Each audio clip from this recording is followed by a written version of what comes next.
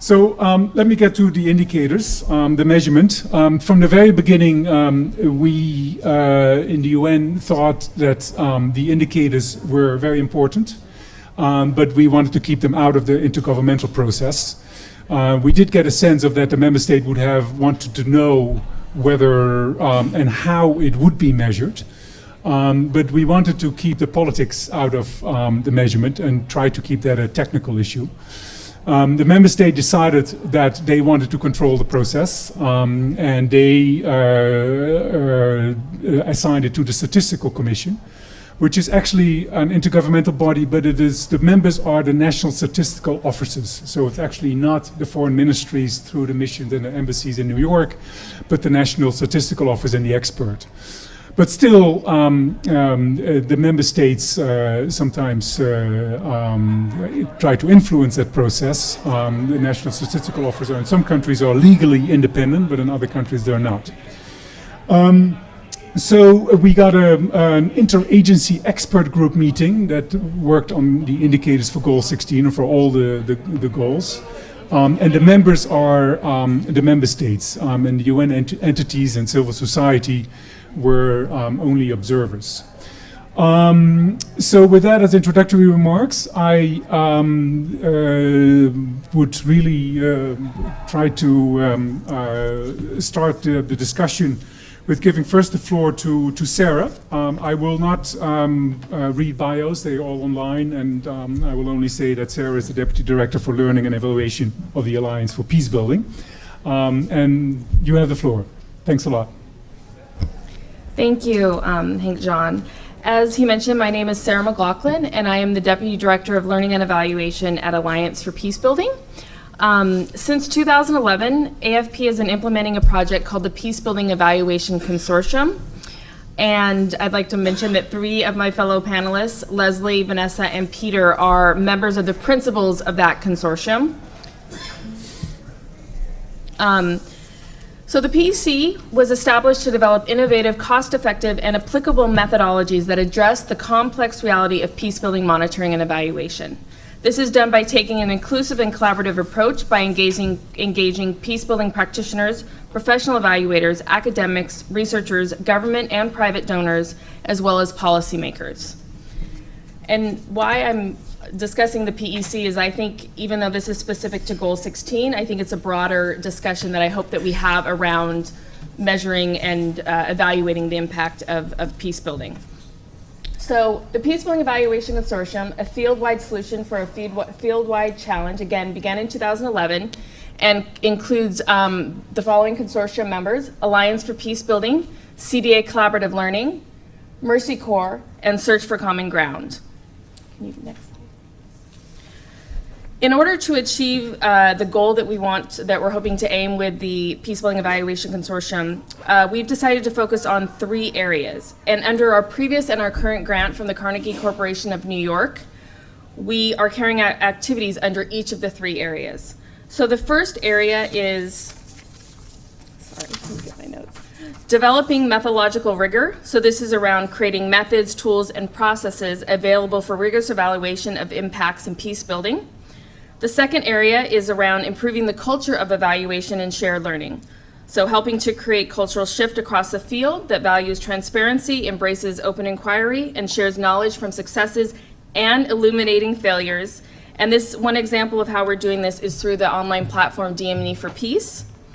And then the third area is fostering the use of evidence to inform peace building policy. This is through engaging various government donors and policymakers on monitoring and evaluation standards and practices in order to create a solid evidence base for peace building as a necessary tool in development. Next slide. So, based on the work of the PEC as well as the amazing work of the Institute for Economics and Peace, we decided to look at measuring and evaluating the impact of SDG, Goal 16.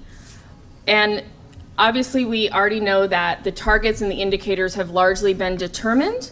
So we were thinking, well, with all of the hard work that went into getting, I know John is a little, he was explaining earlier about like the term peace building being in the 2030 agenda, but it's a great opportunity. It's a wonderful way to recognize all the work that's been done to get peace building or peace in, specifically in Goal 16. So how can we be looking at the current targets and indicators and maybe looking at kind of alternative ways to measure and evaluate the goal?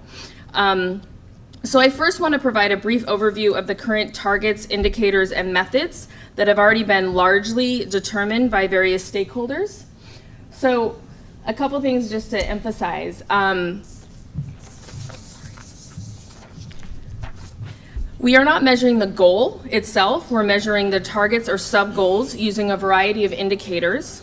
So Sustainable Development Goal 16, if you don't already know it, is promote just, peaceful, and strong institutions. And it currently has, as of I think the end of January, 12 targets and 21 indicators. And they will be finalized in Mexico City from March 30th to April 1st.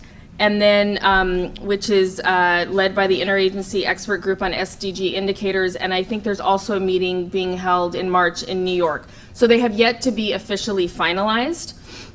It's also important to keep in mind that we are measuring these targets in all countries of the world.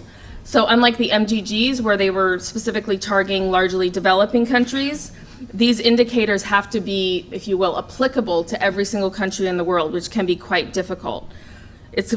One could say it's a one size fits all approach. So how can we be measuring peace, if you will, from Sierra Leone to Norway, which Daniel will talk about more with the work that they've done around the Global Peace Index. So the process began in July 2015, and it has been a participatory process with open consultation. The UN Statistical Commission, represented by national statistical offices, as Hank John mentioned earlier, led the process with support from the Interagency Expert Group.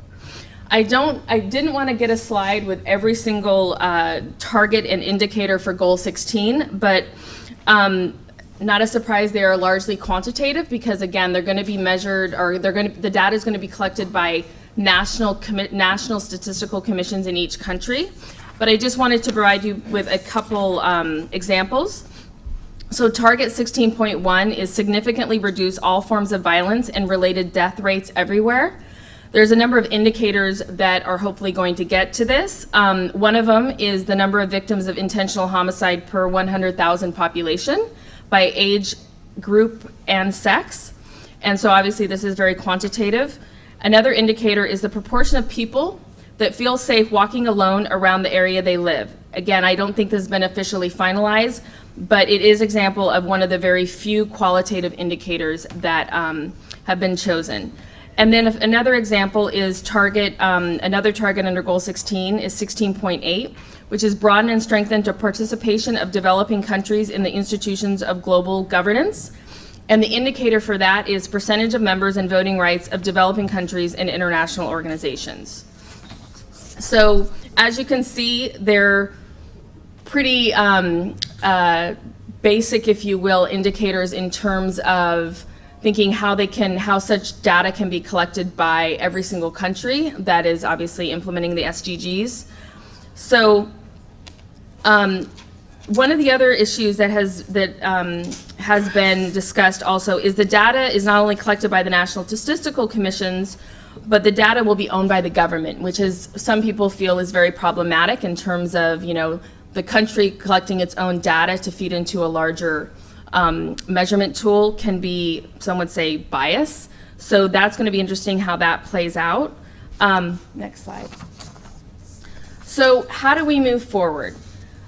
So again, next month, I'm hoping that the indicators will be finalized in Mexico City and then in New York City.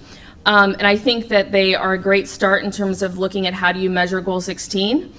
But I think there are other ways that we're going to be discussing on this panel of looking at how do you measure peace. So specifically looking at other areas around looking at relationships, as Hank John mentioned, trust, positive interactions and behavior, and cooperation, specifically looking at divided societies. So I'm not saying that we could have alternative ways of measuring Goal 16, looking at every single country in the world, but maybe picking some specific countries, doing comparative analysis, including countries that are in conflict. And again, this is going to be, we have to look at different ways of doing this, specifically looking at a large scale at a national level. And finally, I think one of the most important things about both within the current set of indicators as well as if there are alternative indicators and ways of measuring Goal 16 is it's very important to engage INGOs, civil society organizations, national monitoring and evaluation associations, and government institutions in this process. Thanks a lot. Great. Peter, 5 minutes. So I'm Peter Woodrow, not Diana Chigas, as your program indicates. She was unable to come and sent me in her place, although I'm a poor substitute. I'm the Executive Director of CDA Collaborative Learning Projects in Cambridge, Massachusetts. A couple of points that I would make. So the next slide. So first of all, that whether we're talking about fragile and conflict-affected states or any other place in the world, the principle of conflict sensitivity has to apply across the board to all of the goals. So conflict sensitivity is not about peace building. It's about whatever intervention it is, whether it's a Watsan program or development of the energy sector or confronting issues of climate change, whatever intervention needs to take account of the actual or potential conflicts that exist in those societies. So it really is an across-the-board principle, and it's embedded in all kinds of statements by the OECD, by various other UN bodies, et cetera. So we need to remember that this is a cross-cutting principle that has to apply wherever we are. So that goes to the whole bunch of questions, but some of them are like who benefits or not from whatever intervention, who is hired to do a particular job or not. So there's the issues of inclusion or exclusion, and how are dominant or marginalized groups included or excluded from whatever program it might be, whether it's health or education or hunger or poverty reduction itself. So that principle needs to be respected throughout. So next slide. So as Henk-Jan already said at the front, that peace can't be considered an isolated goal, that it really is embedded in many of the other SDGs. And I did at least a superficial analysis looking across all of them, and of the 17 goals, at least 12 of them had an explicit mention of either inclusion or universalized the goal by saying it had to apply to all. So that was language used often, or language of justice or equality or equity were included in 12 out of the 17 goals. So to my way of thinking, those issues of justice, equality, equity, inclusion are all about making peace. So if those really are taken seriously in those goals, then we can see that peace is embedded throughout the goal, the whole panoply of goals. It isn't just about goal 16. The difficulty is that most of the indicators have no disaggregation on the factors that matter for peace and conflict. So just to give you an example, goal 10.2 has to do with the reducing inequality within and among countries. That's the goal 10. But then target 10.2, by 2030, empower and promote the social, economic, and political inclusion of all, irrespective of age, sex, disability, race, ethnicity, origin, religion, or economic or other status. But the indicator is the proportion of people living below 50% of median income disaggregated by age and sex only. So all the other categories, including in the target, are not included in the indicator. So basically you would have useless information if you only looked at the percentage of people that are below a median poverty rate in that country, if you didn't know whether it was by ethnicity, even geographic group, religion, gender. I mean, you have age and sex, so you would get some of it, but you wouldn't get much that was involved with issues of peace and conflict. I would also underline what Sarah was saying, that if all the indicators are about quantitative issues and we don't have any qualitative data, then we also will not get at many of the issues that have to do with peace and conflict. So the next slide. So at CDA, we've been doing some research on what adds up to peace. So what are the factors that you need to work on in order to achieve some kind of sustainable progress towards peace? And we identified across 16 places in the world where there had been progress towards peace, 6 main factors, and none of these should be surprising to people, although some of the ways that we've articulated these issues are a little bit different. So security is pretty obvious in various dimensions. One of the most important, and this was mentioned in the previous session in this room, the acknowledgement of the key conflict drivers and a commitment to working on them. So if that is missing, then you don't have commitment by governments to really work on the issues that really matter. So you can work on a lot of these SDGs and still not address issues of conflict because they have to do with marginalization, exclusion, and the issues of disaggregation that I was mentioning earlier. Durable political arrangements for handling power, which is not unusual. What we call good enough government, which has to do with the relationship between government and society. So there's lots of things you can do in government, but if that relationship is somehow damaged, then you're not going to make much progress. In the economic realm, while a lot of people think that economics are at the core of peace, we found that it wasn't economics in general, it was about equity. And the sense that your group, however you defined it, by religion, by geographic area, by ethnicity, if you felt that your group didn't have a fair chance, then you were going to undermine the progress towards peace.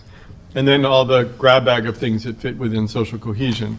And there's a lot of sub-factors that feed into these big 6, and there's 3 cross-cutting factors that apply to all across the board. One has to do with horizontal inequalities, which again is not new. These issues of inclusion and exclusion, which in the positive sense are embedded in 12 of the goals, as I mentioned before. And then the mental models that people carry about power and how it's held and how it's transferred is a third cross-cutting factor that goes into these. So if we want to measure how people are making progress towards peace, we somehow have to have indicators that get at these sub-factors that make up peaceful societies or progress towards peace. Thank you. Great, thank you so much. Now we go to Leslie Winginger, who's Peace Building Advisor for Mercy Corps. Thanks, 5 minutes. Yes, thank you. I'm going to follow up my presentation to what Peter and my colleague Sarah have already presented and show a little bit about how Mercy Corps and similar peace-building organizations have been measuring peace. Like we've mentioned, the SDG Goal 16 is a step in the right direction. Peace is in the overall goal, and yet many of the sub-goals are looking at the measuring an absence of conflict and absence of violence, and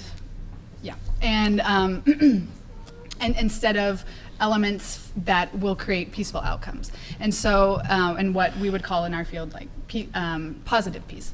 So I want to focus on 2 examples of how we are measuring elements that are important for this positive peace, which are relationships and perceptions. And so regarding relationships, you can go to the next slide.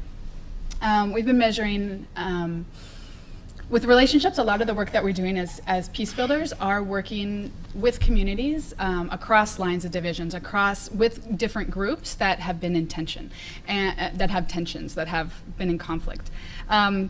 When we do our conflict analysis work, when we enter a place, we really are looking at what are those social divides, and that's an important factor that's not being captured in the SDGs, and I think it's a place where we as a peace building field can offer to complement measuring peace in these countries and in the specific areas where we're working. So some ways that we're measuring that is both through looking at the attitudes and behaviors. I think you can just quickly yeah. Okay. So how we're measuring attitudes and some indicators that we can propose are the number of people recognize benefits of cooperating with the conflicting group, or we also have percent of community members who are reporting trust with the conflicting group. And the importance of both measuring how people are perceiving others as well as actual actions, and so interactions. And so with this, we have an indicator around the number of people reporting a positive interaction with the opposite group. Again, I'm bringing these up as examples of where Mercy Corps and Search for Common Ground and others are really looking to measure this both in our programs, and I also think we can scale it up, and that can be an important contribution to this effort to measure peace by 2030.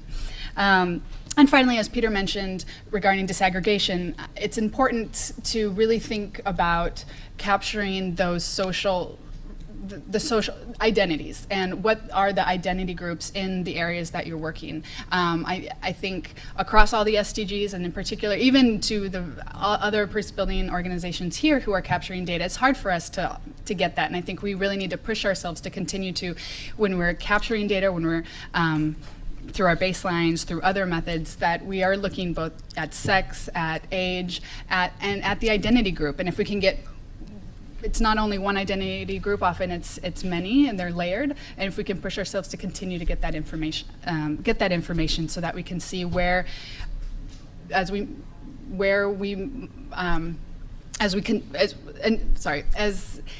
as we monitor the programs that we're doing, as we think about not just only the programs, but the larger context in which we're working, who's not there at the table, who's not a part of our programs, who are we not reaching? Because as my colleagues have mentioned, horizontal inequalities can be a cause for conflict, and this is an opportunity for us to catch that as we're working on it. Another area we can work on, another area where we can complement are around measuring perceptions. And so I wanted to highlight, just as an example, two of the targets. Target 16.1, and if you just click 1, 2, 3. Yeah.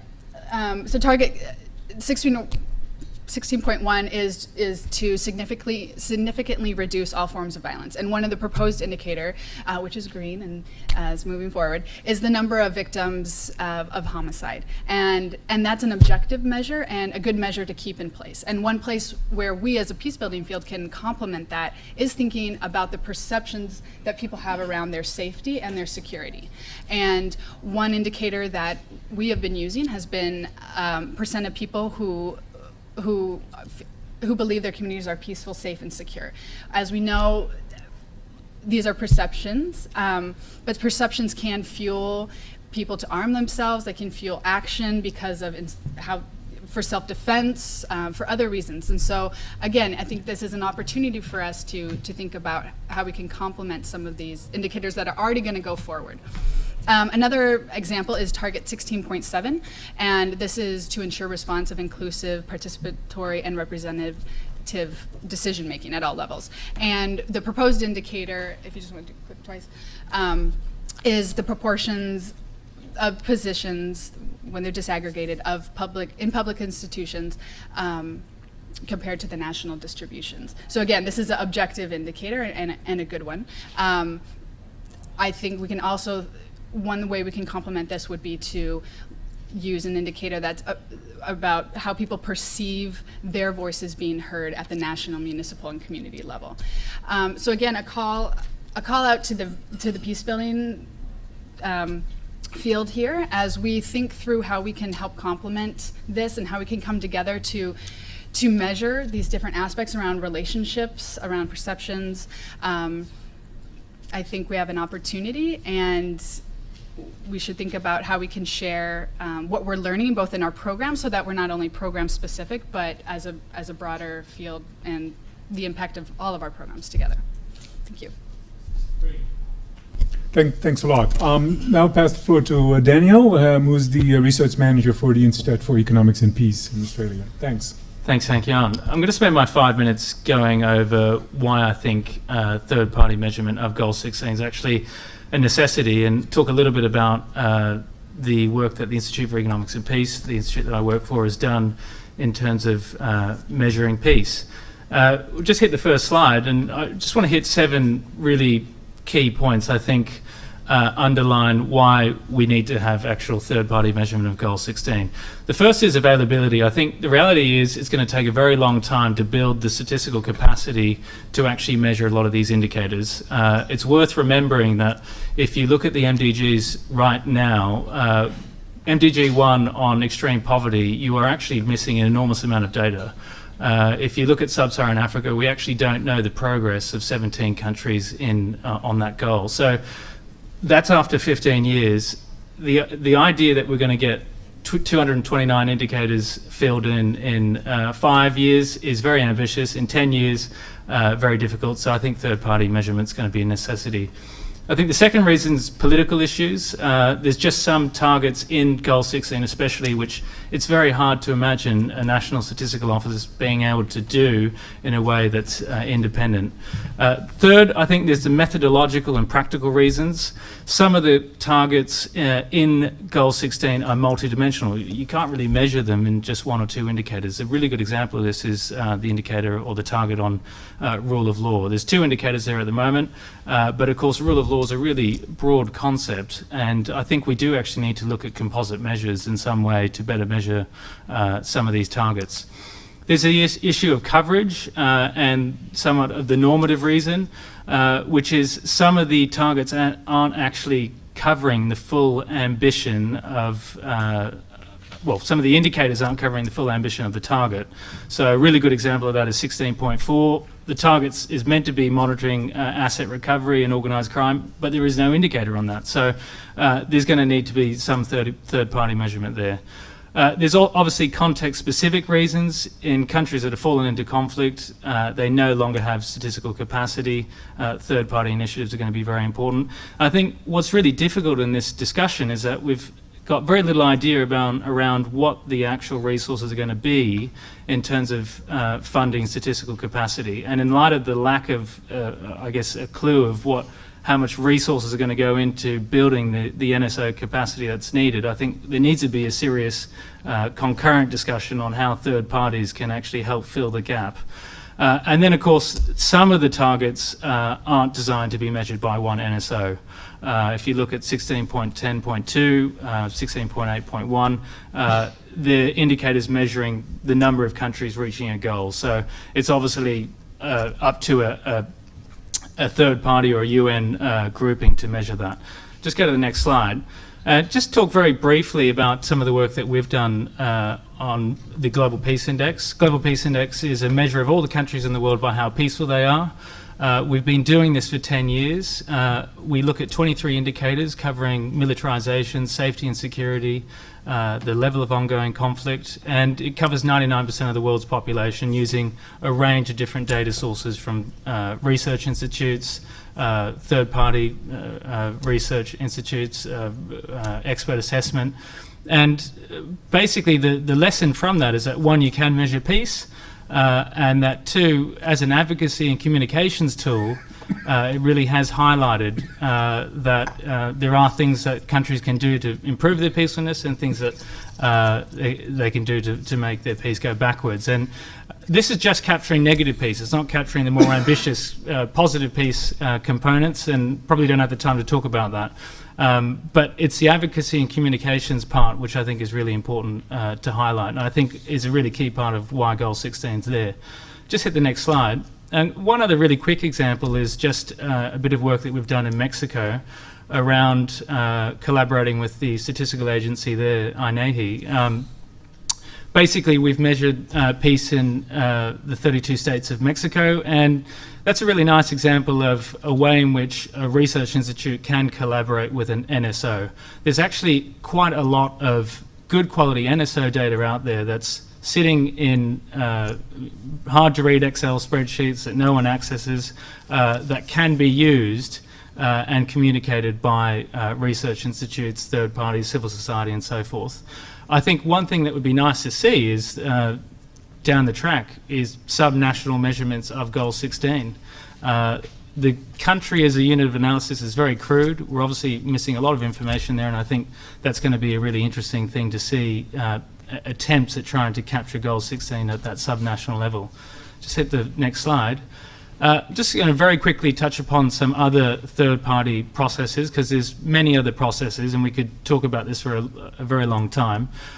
There's third-party household surveys that have been carried out. There's some very prominent examples of that. There's quite innovative new collection techniques in terms of SMS polling, on-the-ground surveying. There's a whole range of civil society efforts around collecting data, crowdsourcing the data. And of course, there's event and media monitoring sources, and some very good quality data sources that have been generated there. So they're good examples of other third-party ways in which you can fill the gap in this 5 to 10 year period where we don't have anything.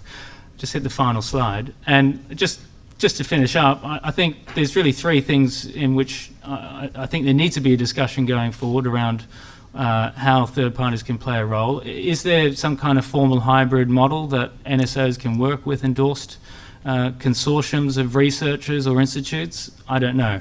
I think formally endorsed composite measures is something that would be very interesting to consider. If you look at the rest of the SDGs, there are actually 6 indicators in the other targets, which are composite measures, which are indexes. I think if indexes are controversial, they attract a lot of criticism, but if they can go through a rigorous standard and there is a process for that, we can get them endorsed, and that's another way of measuring these things in the next 5 to 10 years. And then, of course, I think there's just technological and communication innovations that third parties can bring to the measurement of Goal 16. NSOs are notoriously poor at communicating. I think a lot of what third party, civil society can do is help communicate whether or not countries are going backwards or forwards, and whether or not they're doing the right things. And I think ultimately, when you're thinking that Goal 16 is about driving accountability, and this is where third parties have a really great role to play. So I'll conclude my comments there. Great. Thanks a lot, Danielle. And finally, we go to Vanessa Gorazzoli, Director of Design, Monitoring, and Evaluation for Search for Common Ground. Thanks. 5 minutes. Great. It's my pleasure to be here today, and I have the fun job of being the last speaker on the first day of a long conference. So I'm going to try to keep my statements short and simple. And I want to begin by saying that these statements are applicable to Goal 16, but they're also applicable to the entire goals of SDGs, because I want to talk about the macro level and what do we need to do in order to improve monitoring evaluation systems, not only of peace building, but at large. So next slide. What do we know? We know that today's problems are complex to solve, and that complexity is related to the interconnectivity and interdependence. Yet interdependence gives us an opportunity, and the SDGs are one of those big opportunities. We also know, at the next slide, that we are living in an unprecedented data revolution. 2 million emails are sent every second. So don't worry if you go home and you have not answered all your emails. It is impossible to answer and do and process the data, both structured and unstructured data that we do have about the places in which we work with. In the next slide, it is no surprise that even though we're in the middle of data revolution, monitoring evaluation specialists are feeling quite frustrated. In the places where there's a lot of data, we don't have enough time or resources to process it. We can't identify the signal from all the noise. In the places where there's not enough data, we're desperately trying to fill the gaps with methods that are perhaps not as rigorous as we would like them to be. Moreover, we're working on silos. International NGOs, multilaterals, governments, CSOs, we're all collecting data, but we lack to share it in a way. So not only do we get to a lot of data fatigue, but if we really look, and if you see from all the examples today, some of the data sets are already existing. Lastly, the expectation of monitoring, evaluation, and learning units is growing every day. Every day we're asked for more information. Every day we're looking at how do we do this better. And so we need to improve our monitoring and evaluation ecosystem in addition to think about which indicators are going to get us to progress. And I would say that as part of this improvement of our M&E ecosystem, we need to be more collaborative and we need to bring new actors to the table. So what is the private sector role within this? What is the role of civil societies around accountability? And where can we work collaboratively? And I have 4 questions. They're thought-provoking. I don't have the answers, but maybe some of you in this room do, or some of you would like to collaborate. So the first question on next slide, it is, what are the right incentives to reward stakeholders that are inclusive and prioritize the data needs of participants or people that we seek to serve? Second question, how can we set an effective and efficient semi-open data management system that can also guarantee the safety and security of communities that trust us with sensitive information? And that question really gets us to sharing and what role technology has and how can we collaborate more closely so that we don't have to collect the same information over and over again. Third question, how might we collect, use, and share information more effectively so that we can ensure the programs across all sectors are conflict sensitive? So the information that the peacebuilding, governance, security sector, and justice programs have is essential for other sectors that are implementing programs side by side in order to reduce poverty or reduce conflict overall. So the information that I have is critical around relationships, around perceptions and safety, and I like to share that. Which gives me to my next point, next slide, is that in order for us to really make a difference, we need to aggregate our lessons learned more quickly and share them more widely so that we can decrease the perpetuation of sector mistakes. So overall, I read a lot of evaluations. I actually enjoy reading evaluations. I know that some of you might not, but we see time and time again the same mistakes that are being made that evaluators are pointing out that were the same mistakes that were made in the 70s and 60s. And many times we have not learned our lessons. So how do we get to learning and how do we get to knowledge in a data revolution world much quicker? Next slide. As part of this project, Search for Common Ground has a project on DM&E for Peace. DMNEforpeace.org is very simple. We are trying to lead, as well as with every person in this panel, a conversation on how do we do better monitoring evaluation and how we can collaborate in order for us to not relearn our lessons, improve our methodological rigor, and be able to not only measure progress on indicators, but also understand why did we fail to make progress? Where were we really successful on making progress? Which programs do we have to replicate and which ones are just no longer effective? Or which ones are not effective in this context but might be effective in another context? Next slide. Next slide. That's me. Please make sure you stay in touch.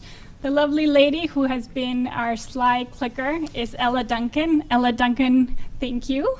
She is the DM&E for Peace project manager, and if you'd like to collaborate, we need you at the table, and we need your ideas on how do we tackle not only the indicator questions, but also the system and monitoring and evaluation in order for us to get to results. Thank you so much, all of you. That's great, a great start for a discussion. I picked up a couple of common elements, I think, in the presentations. First, that I think we need qualitative data.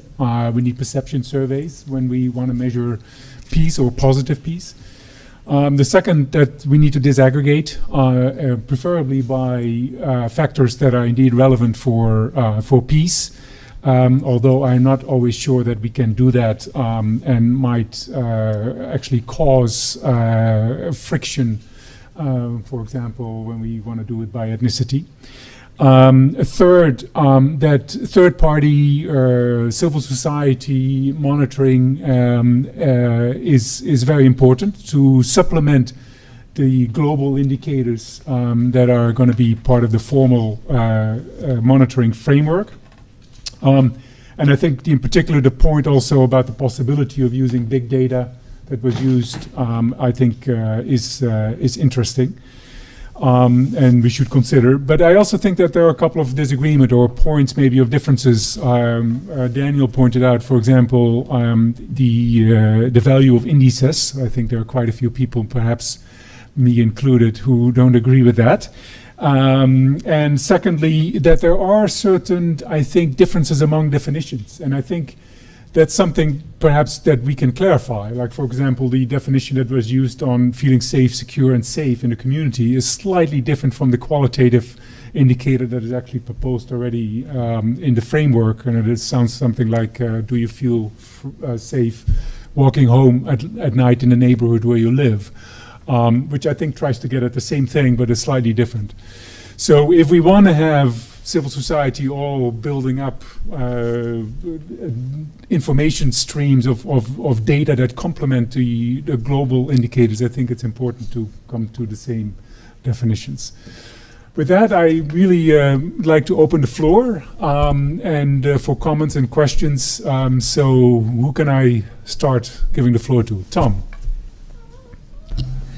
If you could introduce yourself. Thanks very much. My name is Tom Wheeler. I work with Safer World.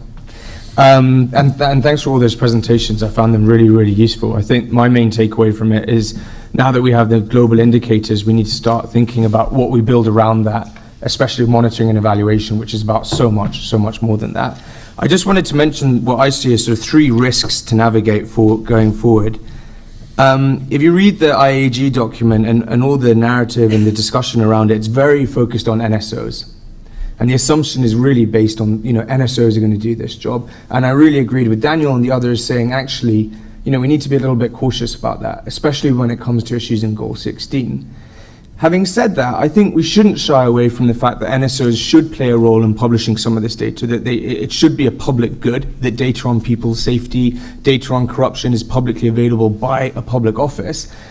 And the UN Statistical Commission has very clear definitions and rules and principles which are meant to be adhered to over the independence of NSOs. And I think that's something we should be backing as a community, the independence of NSOs. And I'd really, warn donors and especially, for example, here in the World Bank, as they start building up capacities to really ensure that NSOs are independent before they start funneling huge sums of money to them.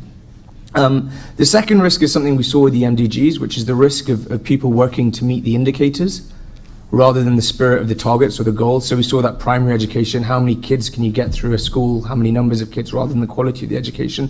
When it comes to the tricky issues of Goal 16, there's there's quite big risks there. For example, rule of law, the indicator is detention rate. I mean, if governments are just working to cut their detention rate, that might not necessarily be just. And I think the way around that is, again, rounding out the indicators with additional indicators, complementary indicators, so they validate another one, promoting an ecosystem of third-party data production. So there's many different stories about progress, not one single story told by one indicator. And also not forgetting the follow-up and review. The qualitative work, the reporting work, I think will be really important. And just finally, something Henk-Jan mentioned, I think the risk around disaggregation. I mean, I really think the horizontal inequalities, something that's going to be really useful with this data, potentially, is identifying those horizontal inequalities, and I completely agree on that. Having said that, we're a long way off. The capacities you have to double your sample size every time you want to add another layer of identity. I think it's going to be challenging. But there's also legal issues, like in France, it's illegal to collect data based on ethnicity. Rwanda, there is no ethnicity. And there's really complex questions over who identifies the identities. And more broadly than that, I really recognize the conflict sensitivity risks. If we start publishing data on which ethnic group pays more bribes, which religious group owns more land, I mean, that can be dangerous. And the final point is the conflict sensitivity, the whole monitoring system. Counting is not apolitical, especially when it's done by the state. So managing that, I think, will be really important. Very good points indeed, Tom. I see a finger in the back there. There's, I think, a standing microphone there. If you could introduce yourself as well. Okay. My name is Meskaram Gabra-Georges. I'm an Ethiopian national, and I go to the George Mason University School of Public Policy. And I'm preparing myself to go into the monitoring and evaluation sector. But I see a lot of holes when it comes to peace building measurement, especially in the East African region. I saw the measurement of positive peace from Ms. McClellan, and I saw that the contents were relationship building and, looking at the inter-group relationships. But there are regions, and I'm not going to name specific countries, but there are regions where there is stability but no peace, because the local groups have specific grievances and they are very reluctant to voice those specific grievances for fear of retaliation from local government. So how do we create that safety net of, it can be local INGOs, but something separate, impartial from the local government, so that they have the safe environment that they can voice their polling stations? And this could be a creative solution, but we could have polling stations for the locals that they can come to and probably have assistance and let them fill out the surveys themselves. That would cut costs instead of spreading out local surveyors or outsiders into different villages. That's one suggestion. And the second point that I wanted to ask about is, because of the poor infrastructure, it's very hard to collect data. I mean, it's easier for here as a resident of the US, it's very easy to do a SMS poll or whatever. But when you're in the capital, for example, of Ethiopia, where I'm from, in Addis Ababa, if you're very lucky if you get local internet service. Unless you are working for an NGO or UN, if you're a local villager or a local townie, it's very hard to get access. So how do you get correct data collection with that infrastructure as a challenge? And the third question would be for Mr. Hislop. And I was involved in a research project this past summer, and I was doing a development index based on peace and stability, and there are very different variables being used by different institutions. For example, the economic school at Harvard might use different indices, while another institution has different indices. So it's very hard to do a comparative analysis of the variables to come up with a summative solution. So like you said, if they're standardized, who's going to be the owner of the standardization, and how do you see that being implemented? Thank you. Please. Thank you. My name's Hamish Nixon from the Overseas Development Institute in London. My question is about the role of measurement in implementation of the goals, particularly Goal 16. The purpose here and the reason it's difficult to measure is because building strong and representative and inclusive institutions is difficult to do.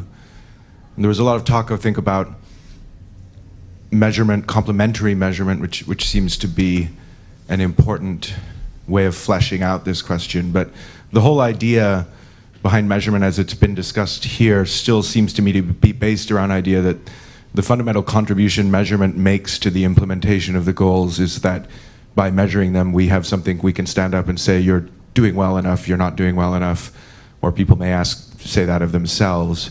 I wonder what consideration you've given to the process of measurement as a means of building more peaceful, more representative, and more inclusive institutions. Maybe one more. I see one more finger there in the back. Yeah, please. Hi, my name is Sohail. I go back and forth between the US and Asian countries and work in business, finance, and development. And let me see if I can say this clearly, because the day has been a bit confusing. So the two issues of, say, evaluation and inclusion, just like the whole sense in the development community, I think a couple of you mentioned about things about how to look at perceptions, attitudes, and behaviors, and I try to do that all over the world with development people too, to see, you will see some patterns in the World Bank which are different from other organizations, or with Google, which will be a very different type of mentality. Well, when I raise the question of evaluation for just how do we evaluate our projects, that's very hard to sell to somebody in the development community itself. You know, if I went to a major meeting with a development agency and the speaker said, well, this project and our portfolio has done really well. And if I ask her, where is the data and methodology for your evaluation? You know, she was covering 15 years of investment portfolio work. She could not give me the data, and I had nothing. The other thing is, I guess, the inclusion side, where when we're working in the field, we can have all the right data, but just working with some people, it seems like they're more focused on the data, and they themselves are not inclusive when they are working with the societies that they're trying to service, right? So if I meet somebody who's coming to Southeast Asia and they're working on saving, like writing a paper on orangutans, right? And I ask her, well, what will you do with the data? What is the impact? She said, well, you know, I will actually use that to write a paper, and then I will get another grant, and then I will get another scholarship and do another degree. And that is the impact she's measuring. So already there's a misalignment in the whole inclusion philosophy, right?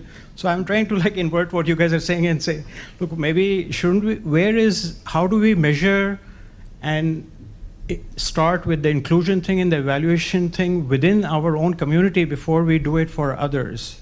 And I think you guys are good, you've started talking about it, but like I'm trying to bring it back full circle. Thanks. Yeah, maybe we'll give the panel a chance to respond briefly, because I would like to take another round of questions. So if you could just address Peter. Let me start with just a couple points. One on the question of process, or what you would call process, Hamish. I think that's a fundamental value of peace building, that a lot of what we value is the whole issue of process, how we engage with people. And those are very difficult things to measure, but we've also been trying to promote the notion of learning and adaptation in programming. So, and that in a way argues against this whole notion of indicators, where we need to be open to understanding what changes are happening in the society, not based on any predetermined indicator, but on paying attention to what's going on and what the dynamics are, the changes that are happening, and how we're responding as people trying to work with societies, and then adapting to those, to what we're learning from that feedback. So that really argues for more monitoring, less emphasis on evaluation, and being more responsive to what's going on. And I think if we're less focused on the indicators, if you will, and more focused on our engagements, and listening to what's going on in those societies, and responding to those, I think we're going to be in better shape. And I think that probably addresses some of what the last speaker was addressing as well. So I'm gonna, hi. For the question on East Africa, I feel like as a monitoring and evaluation, I have the responsibility that if I solicit information, that I should only be soliciting information on a certain area that I can actually influence. So it would be unethical for me to ask people about their healthcare if my program is around agriculture, because at the end I'm not implementing an agriculture program. So I think that we have to be really careful on what we ask, because we need to really be able to set expectations of the communities and manage those expectations well. And so much to the conflict sensitivity, I don't want to raise those expectations if I can't ask those questions. And you bring really great points around people's ability to talk openly, people's ability to share sensitive information. And we need to do that in a context and culturally appropriate way at all times. And at Search for Common Ground, we rely on our country program to let us know, and they lead the process with our participants to see if that is effective or not. And tying it back to the question on the corner around which methodologies, I really believe that evaluation is an intervention, and it can be a useful peace-building intervention. So you have methodologies like the community scorecards and participatory methods in which if you do them well, not only do you solicit information and work with the participants, but they are also they get the data and they themselves can use it to hold the government or civil society accountable and so forth. So I think we need to be looking at the range of methodologies that we have available to make sure that we're using the right methods and having inclusion be part of the process from that point of view. In terms of incentives, the last question was around how do we get inclusion? And I think this is where we have to come up with all our heads on the table and think about what are the incentives that we are going to be giving to international NGOs, to researchers, to CSOs. For example, perhaps before giving me the funds, you go through a criteria and you ask me, how am I going to use the data? Who am I going to share it with? And how am I going to be inclusive of the participants in which I ask the data? And that might be just a very simple tool that will get us to be thinking about it and going through the whole process of data as an intervention, not only for ourselves and to measure progress, but also to be used in a more effective way. Daniel, you had a specific question also, so please. Sure. No, I had a few responses. I thought Tom's comments were really sharp, and I really agreed with the three risks that you identified. I think no one's disagreeing that it's great that it's NSOs that are generating the data. The issue is just how long it's going to take to get that, and I think that's why we need to have this discussion about third parties actually getting involved. I think Tom raised the issue of perverse incentives and the indicators in some of the targets creating perverse incentives. 16.3 is a really good example of it. There's two indicators there at the moment: the number of unsentenced detainees and the number of people that report their victimization to a local authority. Now, if you look at those indicators, they're perfect examples of, there'd be sub-Saharan African countries that would score very well on those countries, and they're scoring well because they have complete impunity. There's no justice systems whatsoever, and so this is where the issue of the composite measure, I think, comes in. Composite measures are very controversial, and there's lots of problems with them depending on their construction. But I think for some of the targets, there needs to be a potential discussion around how we can combine indicators to get a better indication about whether or not a country is getting better or worse on a particular target. I think just to address some of the other questions, and just staying on the composite measure issue, as I pointed out, there's 6 to 7 other composite measures in the SDGs. So I don't see why we shouldn't be considering them for Goal 16. One of the questions was about some of those other indexes, how to standardize them. If you look at a lot of the indexes that are out there and their usage, they're used for all sorts of policy making, and there's actually relatively little, openness about how they're constructed. I think the World Governance Indicators is a really good example of that. There's, the HDI and the Multidimensional Poverty Index. Those are really prominent examples of composite measures which have a broad level of buy-in, which have been around for many, many years, and that have had a lot of policy relevance. I think the question from Hamish about just how to build more inclusive, how measurement builds more inclusive institutions, I think that's a really interesting question. I think the thing about what we're proposing, or what we'd be proposing around better measurement, is it's just a discussion starter. It's a discussion starter to say, okay, this is collectively as a society, this is where we're at, this is where we're improving, this is the reason why we're improving, this is the reason why, this is the reason why we're going backwards. I think that can be, that's a healthy thing. There could be all sorts of risks to that sort of discussion, and Tom identified some of them. But I don't think we can really second guess those sorts of risks. And I think peace building as a field actually does need a lot more information and data. We still don't really know what is effective in peace building. And I think, a lot of people talk about the size of resources that goes into peace building and that it's not enough. But it's very hard to argue for more when you don't know what is actually effective in peace building work. So I think this is where the indicators play a really key role. And just to hit one really obvious thing in terms of goal 16, if you look at the homicide rate is 16.1 is one of the most, I guess, good quality indicators in goal 16. But if you go to sub-Saharan Africa, it's pretty much 2/3 of countries don't report a homicide rate to the UNODC. So you've got huge gaps on really fundamental basic things. And I think that's all we're talking about here, is just trying to fill in some of those gaps. How many people are dying of interpersonal violence on a year-to-year basis? And that's where I think we need to focus in terms of getting more data. Now, in saying that, there's obviously limitations to data. Everyone wants to disaggregate things by a million different ways. I think realistically, we're not going to be able to disaggregate to the extent that we really want.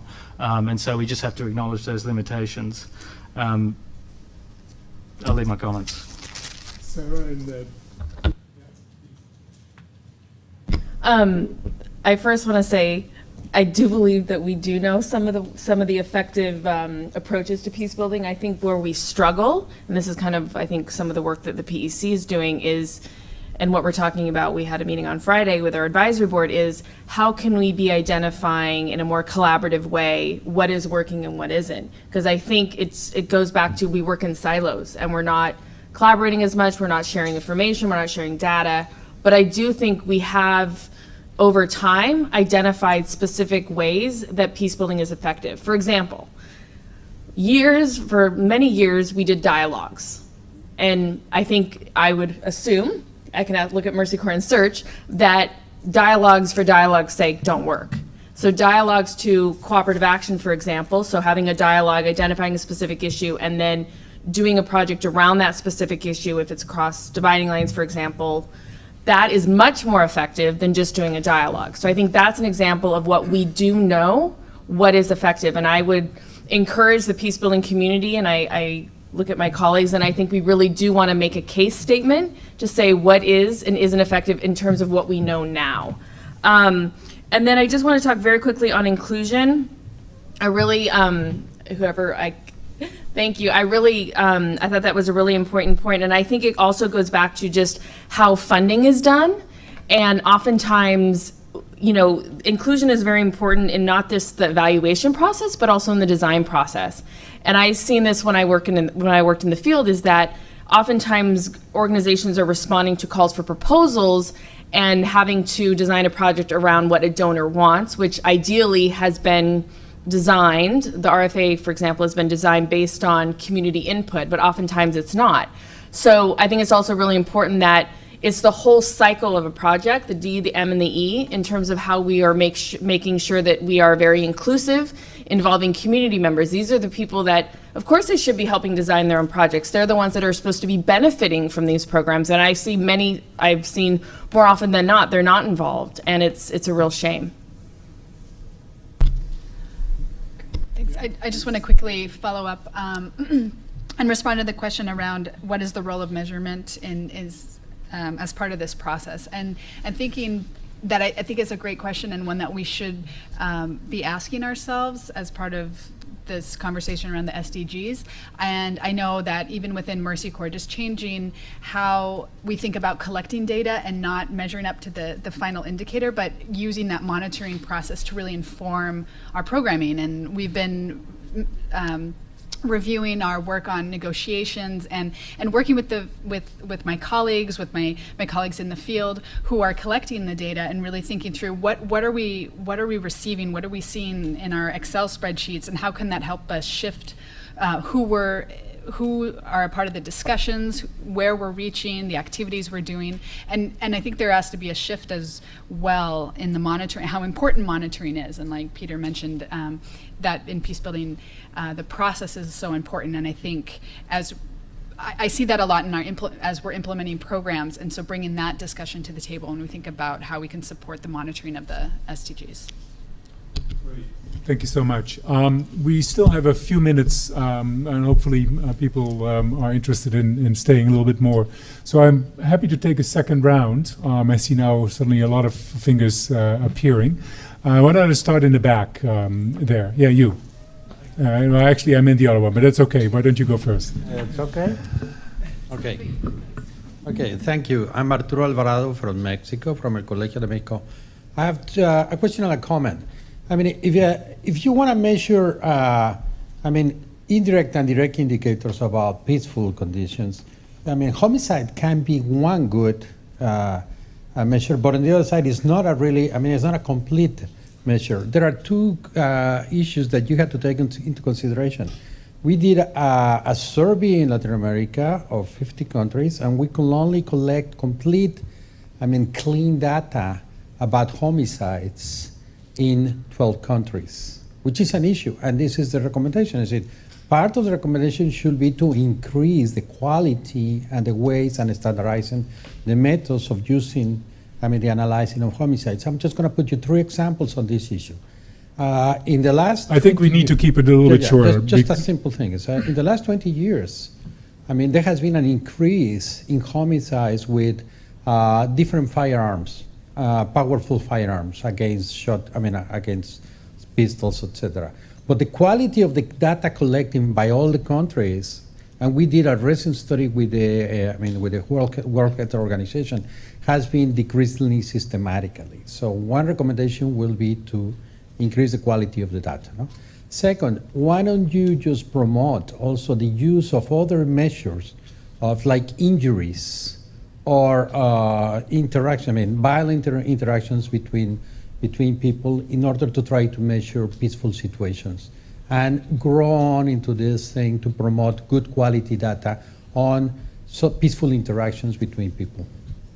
Thank you very much. Now, you in the back there. Thank you. Hi there, my name's Rachel Slater. I work in the Secure Livelihoods Research Consortium, and we are doing a longitudinal panel study in 6 fragile or conflict-affected countries where we're asking about things including perceptions, including how safe people feel, including how people feel about institutions at the local level, about government actors and so on. And based on that, I think I'd say 3 very brief things. Number 1, let's have a quick rethink on, or let's stop calling perceptions data qualitative data. It can be qualitative or quantitative, and we're collecting heaps of quantitative perceptions data. Number 2, when we look at the data that we're getting about people's well-being, how safe they feel and so on, what we're finding is that measuring averages is really unhelpful. So we get averages staying the same across a period of 2-3 years. But what we find within that is loads of people have changed. So loads of people have gone up, loads of people have gone down. And there's a massive churning. And the implication is that if we only do snapshots, we'll never understand what's really happening in terms of people's experiences of violence, in terms of people's perceptions of government and so on. And the third thing is that the other thing that we've found is that we can't make very good cross-country comparisons because the threshold at which somebody like me says, I feel safe walking at night in my community is an utterly different threshold to somebody in Eastern DRC.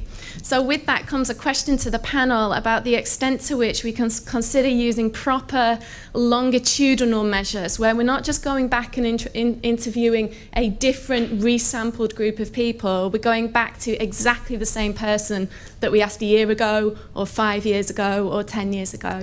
Thanks. Thanks a lot. Please.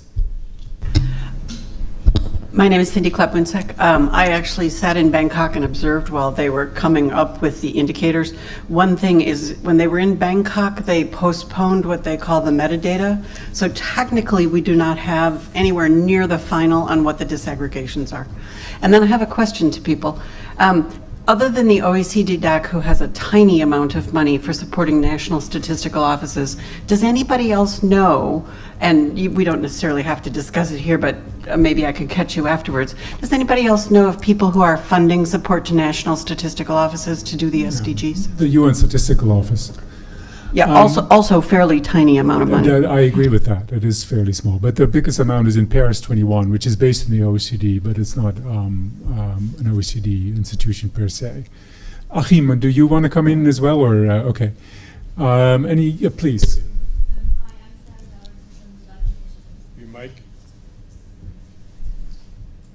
Left, lower, but yeah. Now? There we go. Yeah, I just wanted to come in on the point that Tom made about NSOs and the question of who is collecting data, what methods are being used. And I think it's really important that we remember that we're not talking about a homogenous group of countries, and that different data methods will be able to use different methods in different countries. And I think it would be really helpful to have more evidence on what data collection methods actually work in which context and which stages of conflict and fragility, in order to move forward with this discussion. In certain contexts, national actors will be able to collect data, and it won't be insensitive. But in other contexts, it may have to be international actors and civil society. So this will depend on the context.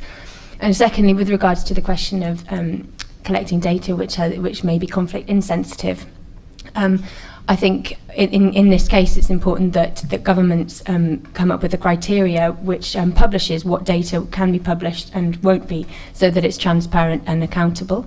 And then just lastly, I think whilst it's important to talk about data on people and on peace-building efforts, it's also important to track financing efforts in parallel to this and against this, to monitor the ways in which resources, aid and non-aid, are being targeted, and how effective this is. And to do this, it's important to look at current financial reporting systems and how they align to the SDG targets, and to take forward discussions on this to foster greater alignment so that we can do this effectively.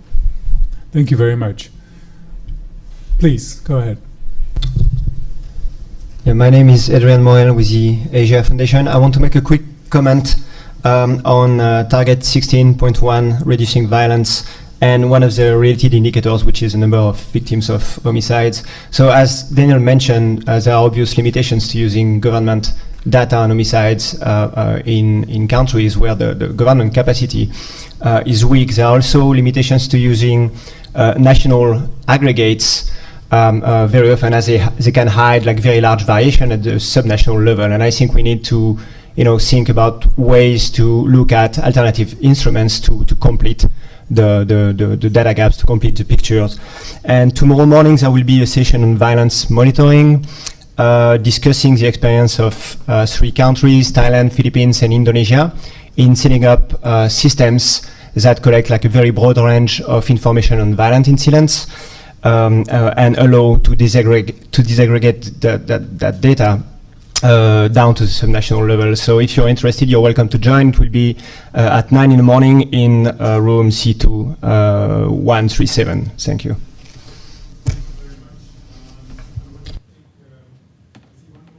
Sorry, I see only one more, right?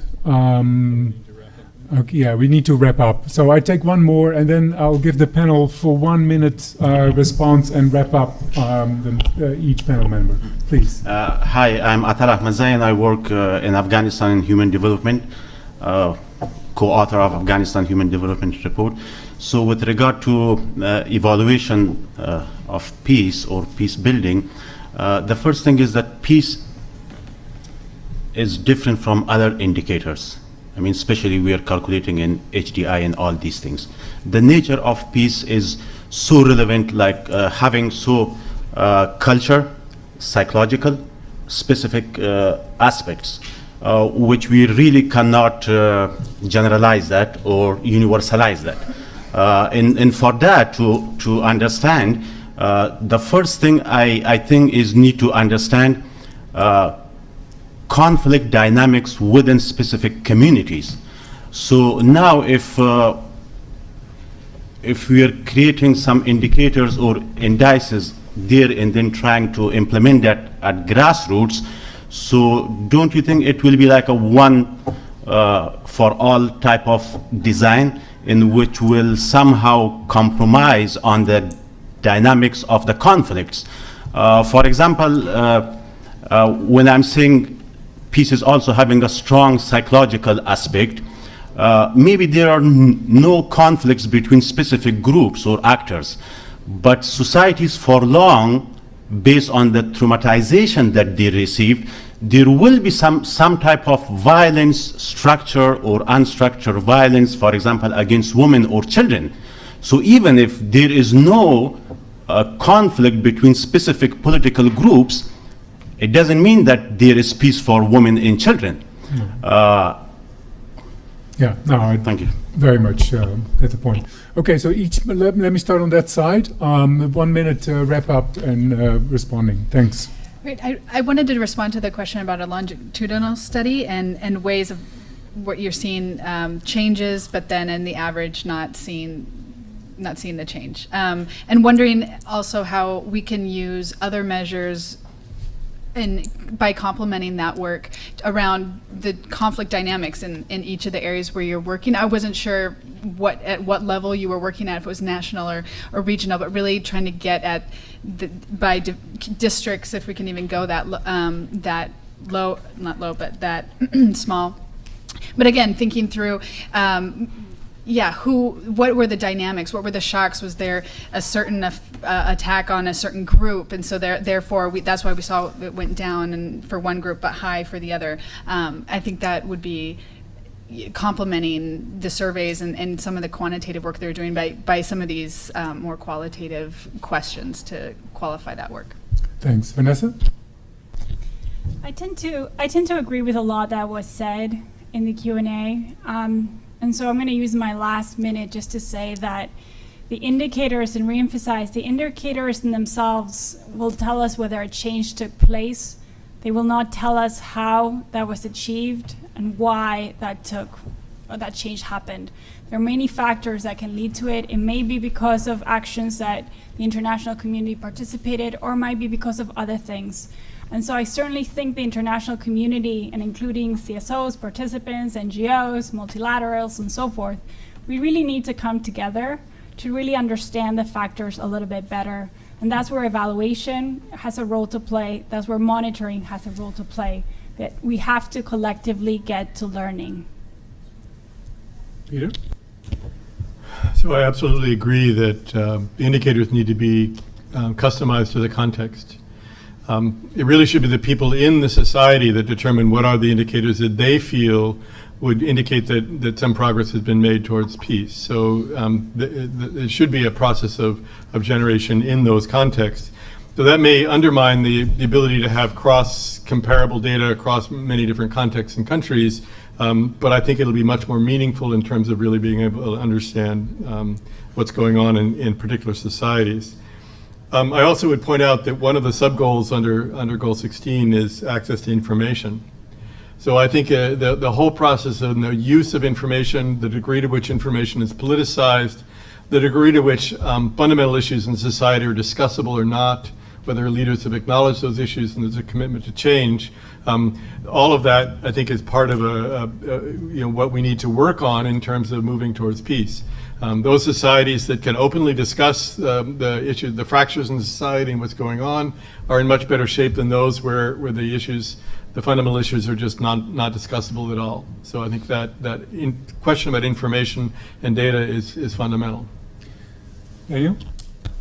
I thought a lot of the questions are really fantastic, and I obviously can't address them all. I think what Vanessa just said was very important. We just want to understand the what. The why is a separate issue almost. I think one thing that there was a question about the funding of surveys or statistical capacity. I think one of the best examples is the Demographic Health Survey, which I think is mostly funded by USAID. The most recent round was something around $70 million to cover 50-odd countries. It provides the majority or a lot of MDG data. Just a back-of-the-envelope calculation, less than 0.1% of ODA would cover a lot of countries. So we don't necessarily need it could be very expensive, but in comparison to the rest of ODA, I think the building of statistical capacity is really important. And just one final thing, in some of our research, we've been trying to look at this question of positive peace. What are the institutions, attitudes, and structures which help build a more peaceful society? And done a lot of statistical analysis over the last 10 years around what is it that those countries that are green and blue on the Global Peace Index, the peaceful ones, what do they have that the less peaceful ones don't have? And what we see is that they are lacking a lot of the institutions that Goal 16 is picking up. So I think Goal 16 is fantastic. It's really hitting a lot of the key areas and indicators that we need to be looking at if we want to understand what actually creates violence. So I think that's fantastic, and it's a very exciting next 15 years, I think. Sarah? Yeah, so just 2 points. One is in relation to what I think has been talked about in terms of inclusive evaluation, and something that Peter just mentioned. There's a project, and I think it was also on your slide, Daniel, the Everyday Peace Building Indicators, and it's a project that is being implemented, funded by the Carnegie Corporation of New York, that is doing just that. They've looked at, I think, 4 or 5 different countries, largely in sub-Saharan Africa, and actually asked the community themselves, what are some indicators for feeling safe? And I remember one of them being around, if I don't hear dogs barking, I feel safe. So that may be kind of weird to us, but I think it's important just to thinking of, again, going to the woman's point, that how somebody feels safe in one context isn't necessarily the same in others. And I think it goes to the broader, can you do a lot of comparisons from country to country when they're so different and the contexts are so different? I think also, just to kind of sum up this whole panel, and not just, obviously focusing on the SDGs, but I think it's a bigger issue around that a number of us have talked about, is to really advance peace building evaluation, we need to be working together. We need to be talking about incentives, collaboration, sharing data. And I think, projects like the Peace Building Evaluation Consortium, they're really important. And I'm hearing all these amazing initiatives, and I wish we would be more collaborative, and I wish that we would be learning from one another. So that's kind of what I'm putting out there, is that is my hope. I'll be here, I can give you my card. And I'm hoping, in this time next year, that we've kind of gone a little bit further in terms of how we're understanding what works and what doesn't. Thank you so much. First of all, to the panel, but also the audience. There was really great questions. I fully agree with that, and really things to think about. I'm not going to summarize. I do want to say a few more things on, for example, the point about surveys. They might cost 70 million, but on 1 page additional to these surveys to ask a few questions about peace is much cheaper. So I think that's what we should be aiming for. On the and indeed on capacity building, we have done actually quite well in the MDGs, although of course we have now many more indicators. But in the year 2000, the maternity mortality rate goal was adopted in the MDGs, and there was absolutely no data. But in 2013, we had 132 countries that had at least 2 data points, so we could do trend analysis. So I think even if we have little money for statistical capacity building, we do have some results, and the little money that we do have can be used and should be targeted used.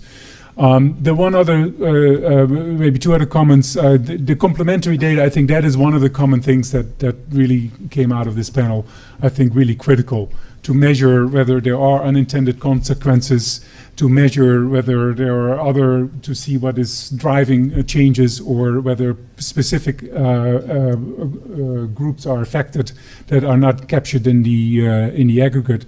And in that regard, I think we should, and civil society, third parties, if there is no indicator that will measure horizontal inequalities, I think we should do it. All the survey data that is publicly available that is funded, the demographic and household surveys, we can measure horizontal inequalities by not looking at ethnicity necessarily, but by regional differences across subnational regions, and take the weighted average of that compared to the national average.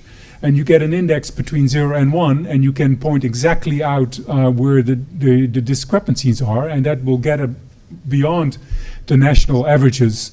And I think we can do that because all the data is publicly available, even if they're not going to be part of the global indicators. And then finally, I think in peace building, what is important is very difficult to measure, and what is easy to measure is usually not that important.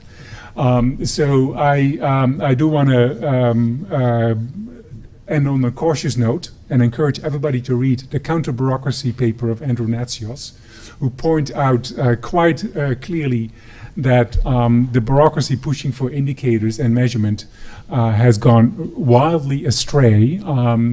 And he is talking about that when he was administrator of USAID and implemented the log frame in USAID.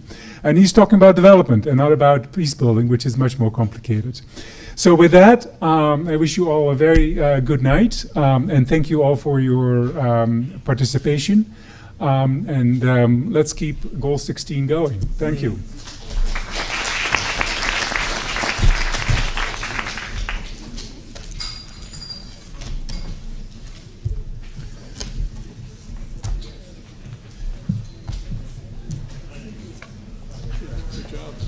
Yeah, thank you. Oh, great panel.